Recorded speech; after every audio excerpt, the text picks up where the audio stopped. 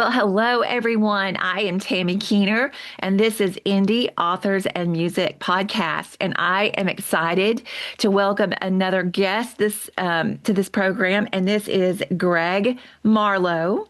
Welcome to our podcast, Greg. Hi, Tammy. It's good to be here. I'm so glad that everybody is tuning in and listening because I think we are going to learn a lot of new things today. So, Greg, let's start out. Just tell everybody who you are. Okay, I'm just an old hillbilly, number one, more than anything. I live up in East Tennessee, La Follette area. Okay. Uh, we're about 40 miles above north of Knoxville, and Okay. I was born and raised around here in these hills. So I just kind of got that background, and it just stuck with me, and I love it here. Ain't no place like home. No, that's beautiful area where you live. Yeah, Not that Tennessee is not beautiful entirely, but that is a really beautiful mountainous area up there. yeah, yeah, it is. So let's talk about how you got into the music business. So first of all, what do you do in music? Tell us a little bit about that. Okay, I'm a singer songwriter, and I do. They categorize it kind of Christian country or inspirational country music, Yes. and that's the genre that I work in. Now, I was 31 years in a bluegrass band, Oh, wow. so I came out of acoustic music Sure. and into this.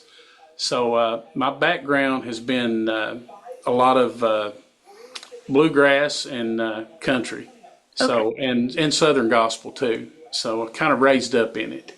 Okay, so tell us about that. You were raised up in music. Is that Yeah, how you kind of transitioned into songwriting and so forth? it was. When I was little, my mom and I had an uncle, is her brother and her sister, and they sang together a lot. Okay, And man, I didn't know that not everybody's family did that. It was just like, we were isolated back in these mountains, and sure. they would sit on the porch and just a couple of guitars or a guitar and just sing. And then my uncle, him and his wife had a little gospel group, family band, and they would go from church to church and sing. And I just thought he was the greatest thing in the world. Yes. And I guess I was paying more attention than I really realized because I just kind of soaked that up, and I learned from my Uncle Jack without him even teaching me or Gotcha. knowing he was teaching me. Sure. So it was something I just grew up in. That's there's nothing better than porch picking. That's, Yeah, yeah. I still love it. I I know. do. I don't get to do as much of it anymore. Okay. But boy, when I get a chance to get with my family and we get a chance to do that, there ain't nothing any better. Nothing better. I love it. So what all do you play? Well, when I was in the bluegrass band, I started out as a rhythm guitar player. Then I moved to mandolin for a while, and then I played bass for 23 years before I finally we finally shut the bluegrass band down. So I've play a few instruments. I'm not you know So crazy. you played the upright bass?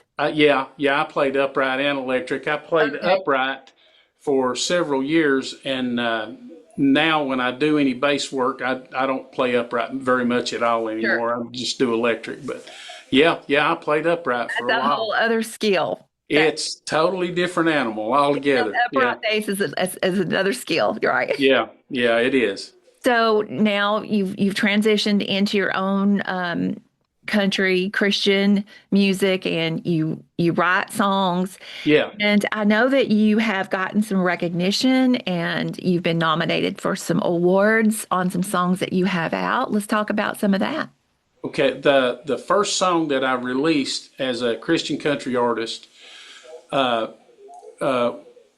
topped a few charts, and then it was nominated this past year. It was nominated for Video of the Year at the ICMA Awards. It's the Inspirational Country Music Awards, and that video was nominated for Video of the Year. And it's I never dreamed I'd even be doing videos or anything like that, but it was a song that I had wrote. Okay. I've been writing for, gosh, since the early days of my bluegrass days, but and I think that was it just felt like there was something inside of me that it just seemed more right to me to do my own stuff as much as I could. I do other things, but I really, really love writing. Sure. So yeah, I get the most pleasure out of creating something out of just thin air. That's when it's to me fun because I get to pour my heart into it. Absolutely. There's Yeah, nothing more authentic than that. yeah, There yeah. I really love that part of it. sure. I mean, when you take someone else's, excuse me, when you take someone else's song and you're able to put yourself into it, that's one Yeah, thing. But when you are literally singing something that you created, it's very, very authentic. yeah, yeah. When I do a cover of something, I try to make it my own. I don't want to do it like they did it Sure. purposely because I'm not them. No. So I got to find, first of all, the song's got to mean something to me too. And then secondly, I want to make it as much as me as I can. But when it's something that I wrote, then it's just honest Right. to me. I can be completely and totally free and honest about what I'm saying. Sure. So I really love the writing Well, part of it. congratulations on the nomination. You said it's your video for your original song. What? Yeah, that song, it was nominated this past year, and I've got a new song that's nominated for the Josie Awards this year, and Okay. it's a new video and a new song. So I've really been blessed to to have this happen, and the fact that it was something that I wrote means even more to me. You Absolutely. know. Well, tell us the names of both the titles of both of those songs so people can connect with them.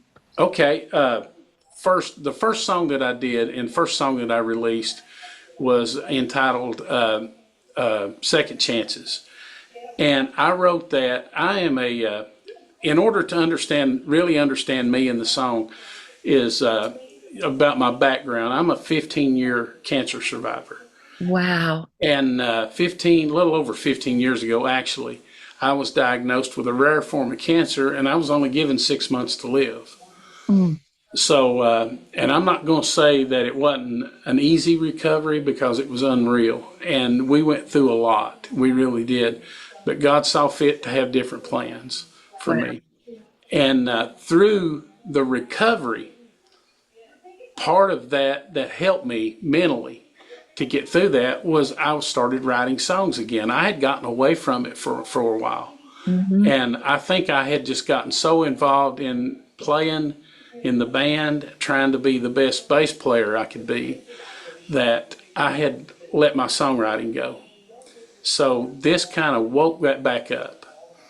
And that song was from that experience of getting a second chance at life again. That's So amazing. that was very personal song. Absolutely. And that, thank the Lord that Yes, you have gotten that healing and second chance. And that song sounds wonderful. Now, that was the first one. And yeah. what is the new one that you have? Um, Well, I had another song that I released after that, and it was an old song that we had recorded back in the bluegrass days that my brother and I had written.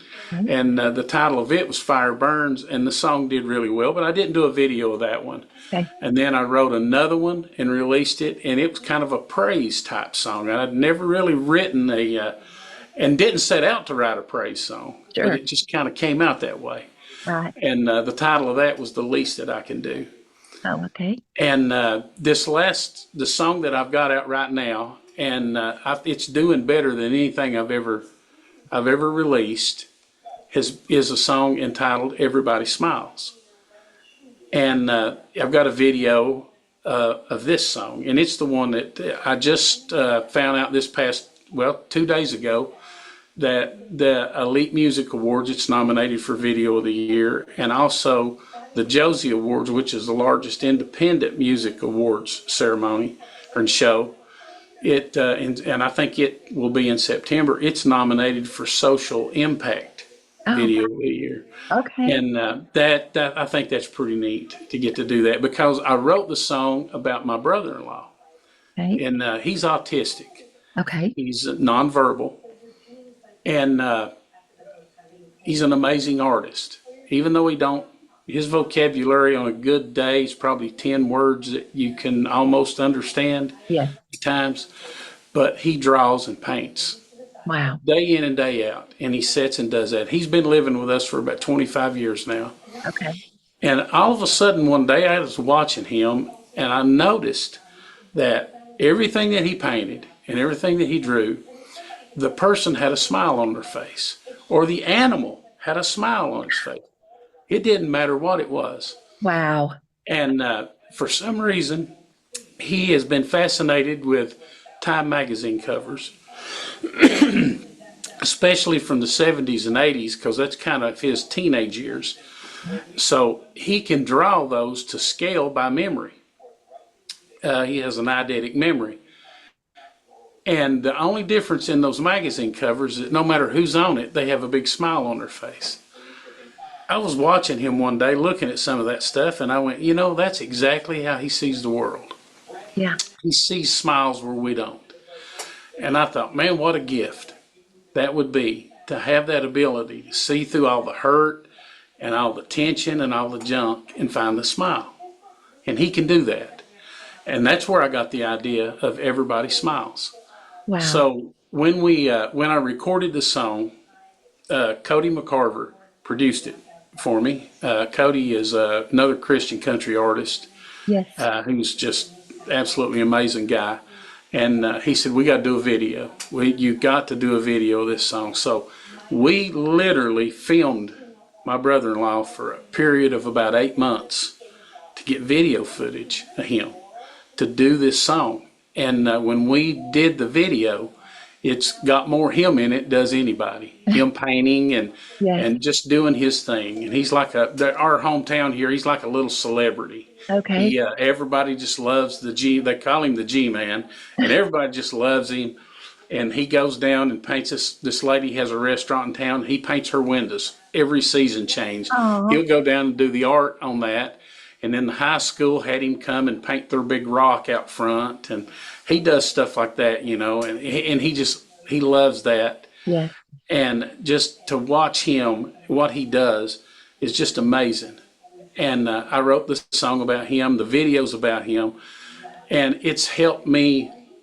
My goal with the song, and I even told Cody when we recorded, I said, I'm not chasing a hit, I'm chasing impact, because that's what I want to do more than anything anymore. I could care less if it ever shows up on any kind of chart or anything like that. It don't matter. But if it can touch somebody, which the song does, every time I perform the song live, people will come up and they'll have tears in their eyes, and they'll go, I got a nephew, or that's just like my grandson or my granddaughter or my daughter. It touches so many people's lives, autism, and does. And to see how that affects them. And they're so unique, but at the same time, so many traits are the same. And that song, even though it's personal about him, so many people can relate to it because of people in their lives. So that was my goal with the song, and it's opening doors to do that. And the very song that I've tried not to make turn into anything, I just found out yesterday that it's #1 on the Christian Country Countdown chart. Wow. And Congratulations. and that was never the goal. Right. That was never the goal of that song. Right. Well, Uh, I have goosebumps just you talking about the song and the meaning behind it and his attitude and the smile yeah. on everyone. Like I literally have goosebumps with you just talking about it. So it's no wonder that the impact of the song has been what it is. Yeah, and that was my goal. It was about impact, and I guess the other was just a byproduct of the impact Sure. that I wasn't really thinking about that at all though. Yeah. Even when we done the video, I remember the day that we filmed the parts that I did for the video shoot, and I remember we had prayer in the room, and Cody led the prayer. When we started praying, there was something changed. The air changed, and there was like an anointing fell in that room. Wow. And I knew then that video was going to be special. Wow. And it didn't have anything to do, it had everything to do with that feeling that came over that room that day. And everybody was just laser focused on what we knew how we wanted this to turn out. And it's touched a lot of people's lives and seems like touching a lot more. That's So wonderful. So talk a little bit about um, recording at so did you record at Studio Dunlap? Because I know I did. Yeah, MacArthur I is recorded the song okay. at Studio Dunlap. And Cody, like I said, Cody produced the song. Sure. And we recorded the song back last March. Okay. And the recording went pretty smooth, and it didn't take a long time to get the song down. It was just collecting the video footage after we decided that's what we wanted to do, because Cody said, and we talked it over and said, well, let's release this all at the same time, the music and the video simultaneous, because they need both to really explain the song, what it's about, and give them that visual of who he is, because it's real important that I wanted that to come across. Yeah. But we done the song, and we filmed my brother-in-law here around in his element, and then I done my part in Dunlap at a art studio Okay. that was down there in town, and we used the art studio, rented it that day, and used it to film the parts that I did. So and Cody's just a genius when it comes to that stuff. He really is. He is so ability to see. Sometimes, even though sometimes I'm like, what are you doing? And at the end, when I would go, yeah, I get it now, So I left that all up to him. That was totally his vision, and or bringing my vision to light. And Sure. Well, he seems did like you great. guys had a really good kind of agreement on what you saw and Yeah, what you wanted to bring forward and what you wanted to focus on. yeah, And we the did. passion, you did it from your heart and all of that. When you guys prayed over what you were doing, it just seems like it made all the difference in the world. Yeah, yeah. When I done my first video, Cody directed it also, Okay. and I didn't have a clue what we were doing. I just said here, and he wrote a script for it, and I said here, and I didn't know what he was going to do, how he was going to do it, and the way that you film a video, it's so chopped up that I was going, okay, whatever you say. And then when I saw the end result, then I got it, and he took a song that was so personal to me, and turned it into something that everybody could relate to, That's with the wonderful. song Second Chances, which I thought was so cool that he could do that and let it speak to everybody. And Yes. then he did the same thing with this, while at the same time really showcasing who Gregory was, and bringing out who he was. And it is so sweet. It really is. It's really neat. So I'm real proud of how that turned out. Well, you should be. And I think that it shows that people are really, it's touching a lot of people Yeah, as it's yeah. going out. So, and that's what you want it to do for sure. Yeah, yeah, it is. I had the opportunity back in March to I got invited to be a part of a autism event that the country music industry has, and they raise money for Vanderbilt Hospital for a section of it down there that's dedicated to autism. And they had that fundraiser, and I got invited to be a part of it, which was so cool because it just took me to a different level. Right. Getting to perform at that event, John Barry was there, and Darryl Worley, and then some nobody like me. So it was so cool. And but I got to introduce Gregory to a huge audience. And what was so neat is when I played the song on stage, they played the video in the background on the big screen. So they really got to see who he was. Oh, that's fabulous. How That is, wonderful. it's opened some doors to do what I wanted to do with the song. That's wonderful. And so I know that so you're speak just a little bit before we move on. Speak a Yeah. little bit about these groups that you're a part, not groups, what am I trying to say? Organizations that you're a part of, Okay. where you're getting nominated, because a lot of indie artists are kind of trying to feel their way Yeah. through all of this. And I've had several that have come on to the podcast that have talked about being nominated in different organizations. Mhm. Kind of speak a little bit about that. And do you recommend doing that? And how does that kind of help you with what you do? Yeah. I'm a member of the of the ICMA, which Inspirational Country Music Association. I've been a part of it for a few years. Okay. And a great bunch of folks, really are. And they've been a big blessing to me and a big help to me. But I'm also a member of a couple of other different organizations, the ICGMA and the ACCMA, and then a couple of songwriting things that right off the top of my head, I can't remember the abbreviations to them without looking at them.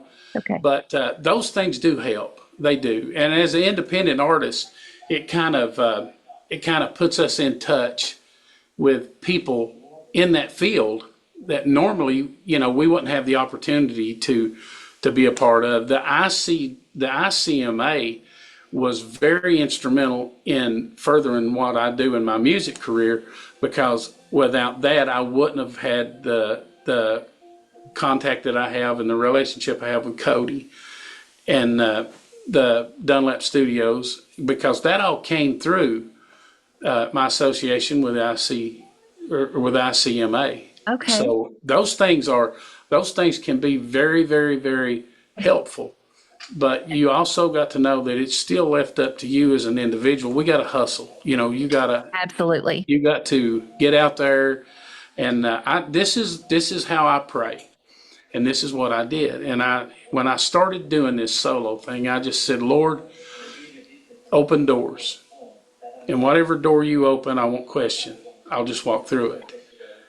And I had to learn that to really, and then all of a sudden, doors started opening. Wow. Some of them were scary. Some of them that I wanted to second guess, then I would be reminded of that prayer of asking for it. Sure. So I've learned to just, okay, and walk through them. And in doing that, I've had more happen in the last 3 or 4 years than I did in the 30 prior, Wow. just by being obedient. Right. Just by being obedient.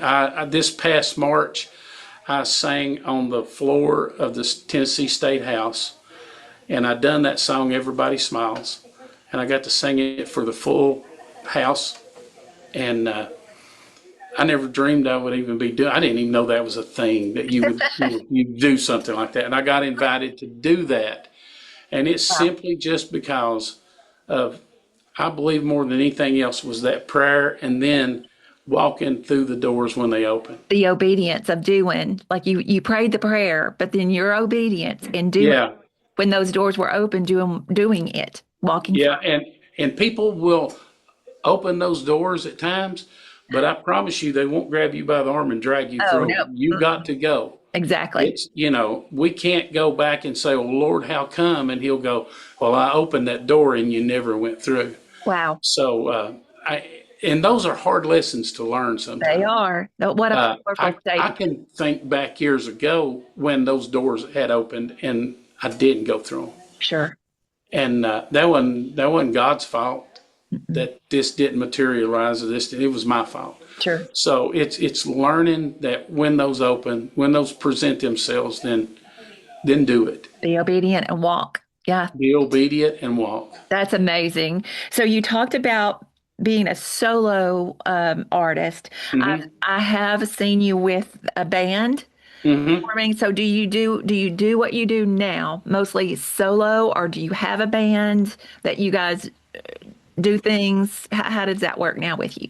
Well, the neat thing with what I'm doing now, when I was doing bluegrass, it was just the band, and Correct. it was, of course, that's what makes bluegrass bluegrass. Sure. But now this has kind of opened other avenues for me. I do have a band, and I don't get to use these guys all the time. Okay. But I've got a bunch of really talented guys that play with me, that form a band that I have, and I'll get to do a few things through the year. Okay. And then I do, of course, the singer-songwriter thing where I show up sometimes just me and my guitar. Right. And I do a lot of those singer-songwriter things. And then also, when I do churches, sometimes I'll do just acoustic. And then I've got stuff where I've got some of the stuff that I've recorded, I've got tracks. Okay. And I'll play along with those tracks. Sure. So I really, right now there's three versions of me that Just that whatever's I appropriate for what you. yeah, and I'll say, what do you want me to do? Sure, And sure. they'll say, well, you can use tracks, and I'll say, no problem. Or would you do just your singer songwriter? Yeah, no problem. Yeah, And it's and great to have that flexibility. It really is. it actually presents more opportunities Sure. because of that. You can't always afford to take the whole band. No, Logistically and financially, it can be a nightmare. correct. But sometimes when it's just me, I can just throw everything in the truck and take off and show up and make it work. And if you're like me and a lot of artists, singer songwriters, sometimes when you're going to do things, you're doing things for the benefit of something else. So Yes. you're just showing up Hmm. basically in support of something else or another endeavor. And it's hard to bring a whole band to Yeah, something. it is. Yeah. Sometimes you can do that, but it's so much easier for you to just say, "Hey, I'll show up," and you can bring what you can bring. It makes it you able to do a lot more of those things. Yeah. Yeah. It's like before, go back to those open doors. It presents a different avenue for me to share my number one, my music, but really number two, my music, because the most important thing I have is my testimony. Yeah, And that music provides me an opportunity to share who I am and what God has done for me. that's an And that's the most important part to me. years ago. I used to have, I don't. I guess some people still do this, but I had a magnetic sign that I would put on the car or the truck when I was Yeah. traveling. And it always my slogan was God's message in song. And I just Yeah. think that that's what you're able to bring in your songwriting is Yeah. your testimony in song through all the things that you've talked about is just bringing God's message in song. So let's talk about your writing. So Okay. you've talked about, writing songs and being able to sing what you've written, your story, Hmm. your testimony. How does that work with you? Because we have other authors on here and songwriters. How does that process, what does it look like to you when you sit down? Do you schedule time? Do you get an inspiration and you're like, I have to write it down right now? How does that work with you? A little of both. Really, more than I am one of these guys that I'm always paying attention and listening, Okay. even when I don't even realize I'm doing it. Because Okay. I will hear somebody say something and it's just a line. And I've got to get off real quick by myself just to jot that down. Or Sure. my phone, I'll just pick my phone up and I'll say, la, la, la, la, that, whatever that line was. And got a second chances. And then maybe 3 weeks later, I'll pull that up and I'll go, yeah, I remember now what they were talking about. Sure. And inspiration comes from some crazy places sometimes. And sometimes it's a situation, or sometimes it's, like I said, just a phrase that somebody said. And the song may be completely different, but it was that one line that jogged your brain, Hmm. into thinking. And I'm a storyteller. I love songs that tell stories, Sure. and that's what I like to do. I like to write. I like to sing stories, and that's how my writing works. When I was recovering from my cancer, to stay sane, I wrote some books. I actually authored a few books, Wow. and Okay. one of the things that I did, I wanted to do a genealogy thing of my family, but I didn't want to do just a genealogy thing. I didn't want to go through there and just go so and so married so and so married so and so.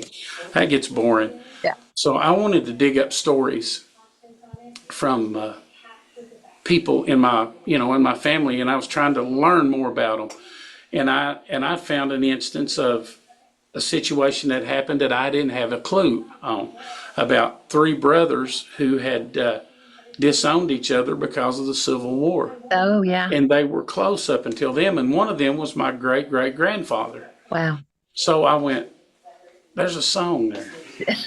So when I was writing that story in that book, I wrote the song at the same time. And I was like, how can I tell 150 years worth of family history in 3 minutes? So Okay. that was the challenge, but I did. And I love telling stories. I love that. And then same way with the song I wrote about my brother-in-law. It's a story about him. The song Second Chances is my journey through what God did for me, bringing me through cancer and giving me a second chance of ministry of my music. And I wrote the song. I said I wrote a praise song, and I was just in one of those moods that day to where I felt like God had just been doing so much for me, and I have done so little for Him. And I just, the Wow. thought entered my mind, the very least I could do is just praise Him. Sure. And that's where I got the idea from that. So, it comes different ways. I write sometimes with other folks, Uh-huh. and those are kind of always start out with discussions, Sure. you know. So, and it's like, man, I had this idea, and we'll get to talking about it. And sometimes a song materializes out of that. Or And out then of it. sometimes it's a pretty good song, you know. Right. So, but that's it, the process. I'm not one of these guys, and I envy those people who can, and they'll just go, next Thursday at 2 o'clock, I'm going to write some songs, and I wish I could do that easier, but Sure. that ain't who I am. I've done that some, but my best comes from just paying attention. I think and I feel this exact same way that you feel as far, I love to write songs. And I, I feel like there's a spark to begin with that really starts it. Like you said, Yeah, whether it's somebody said something that just sparks something inside, or whether you feel like you've gotten a download and it just, I've got to write this down. But I think I feel the same way. It begins with some kind of inspiration, spark of yeah, inspiration. I feel the same way. And like you said, it can be, I've got to write it down right now, or I write down an idea and it develops over time. But yeah. I And don't I'm all the time writing these ideas down. I have figured, I was looking back over some of my notes, and I thought, Lord, if my goal in life is to write all these songs before I die, I'm probably going to live to be 275 years old because I have got so much stuff that's either partially written or ideas but I'm all the time jot them down because you never know exactly. what they're going to turn into and what the next thing will trigger to finish that thought. But Gotcha. that's how I write, you Yeah. know. I do too. And I'm a musician, so I'm all the time noodling Yeah. around. I pick the guitar up and I'll go, Oh, oh, that that sounds sounded good. okay. I remember these words I wrote down, and that's kind of how Second Chances came. I wrote Second Chances before I ever put it to music. Yeah. Wrote some lyrics down, and then all of a sudden, my son and I were just goofing off one day, and I was teaching him something on the guitar, and I just stumbled on this, and I stopped what I said. Hang on, I got to finish this, and in 5 minutes the song was done. That's It, wonderful. that's kind of the way it works for me, you Yeah. know. I'm about the same. So if you were to give some advice to someone who is, no matter what their age, they could be younger or older, like, and they have just always felt like they had songs in them, and maybe Mhm. they've written poems, or maybe they've done like you have, they've noodled around with different things. And what kind of advice would you give them if they really feel like they have a heart for sharing that? Don't give up. Don't never think it's gone. And I'm a perfect example of that. Yeah. This past year, I was nominated. That video was nominated for Video of the Year. I was nominated for New Male Vocalist of the Year, and I'm over 60 years old, and I'm up for New Male Vocalist of the Year. Congratulations. And even I'm thinking I could have went. Well, I'm getting too old for this, or this is past my prime. And like I did that for 30 years, maybe it's time to move on out of the way. God's not through with you. Don't give up. Don't let somebody else tell you. Don't give up. It's, Great advice. just don't give up. If it's real, it never goes away. We've It mentioned that never does. several times on this podcast, but I don't think it can be said enough because I think people can tell you, oh, you're give it up. Well, even when I was younger, people would be like, oh, get a real job, which, you do, Yeah, but those kinds of things do not make it go away when it's real, when it's an inspiration in you. So I love your advice. Just don't give yeah. up, plug in. It's who we are inside. Absolutely. And I tell people, that's not a hobby to me. No, And I've said collecting stamps is a hobby. sure. This is part of who I am, and you know that too. I If agree. you got to do that. And there's sometimes I wish I'm like I'd be 500 miles away from home by myself somewhere, and I'd be going. If normal people would be at home right now, and why ain't I normal? And he'll just say, I made you that way for a reason. So Yeah. just, and then I go, thank you, Lord, because I really love doing it too. I love it. Yes. I love it. Yes. So there's just nothing like when you are sharing with an audience, with people, something happens when Hmm. you start. It's just like something Yeah. out, it comes back. It's like you are completely connected Yeah. and it's just an amazing experience. Truly it is. There's nothing in the world that feels like Nothing, that. nothing. And it it's indescribable. It It is. really is. It truly is. Yeah. Okay, so how do people connect with you, Greg? How do they connect with you, your music? Is there like one place that they can go to and then, Well, yeah, of course, all the social media, uh, Facebook, I've got Greg Marlow, then I've got Greg Marlow Singer Songwriter, which is another page that I have. And then also I have one, it's Second Chances Ministry, which is another avenue. And that's me. And it's also Facebook, and I'm on Instagram, TikTok, YouTube. I got my videos on YouTube. I just go to YouTube, Greg Marlow, and search me out, and a bunch of my videos will pop up. So you can find me there. I also got a website, hey, which is gregmarlow.net, and you can learn about me and what's my bio is on there, what I've got going on, and different things like that, And it's got some of the things in that shows some of the organizations that I am part of, perfect. and those are the big ways, Do you to have, easy to connect that way. sure. Do you have anything that's coming up here pretty quickly that you would like to let people know about? Okay,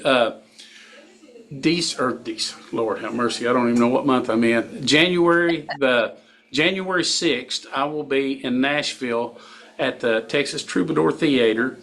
On Saturday night, I will be doing a CMA Fest showcase Okay. at the Troubadour.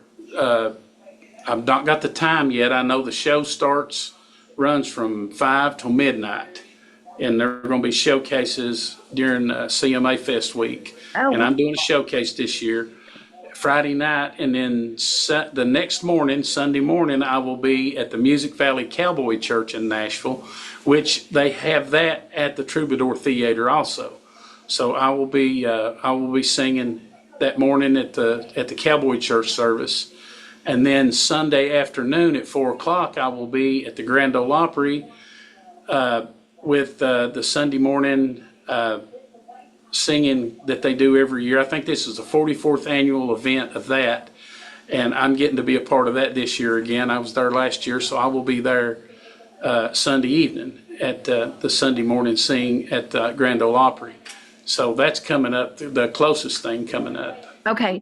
Now, you said January. Did you mean January? I meant June. I thought you meant June. Okay. Yes. You got to watch me. I'm telling you, I'm awful with dates. I thought you I'm meant glad you're paying attention. I really am. so June 6th.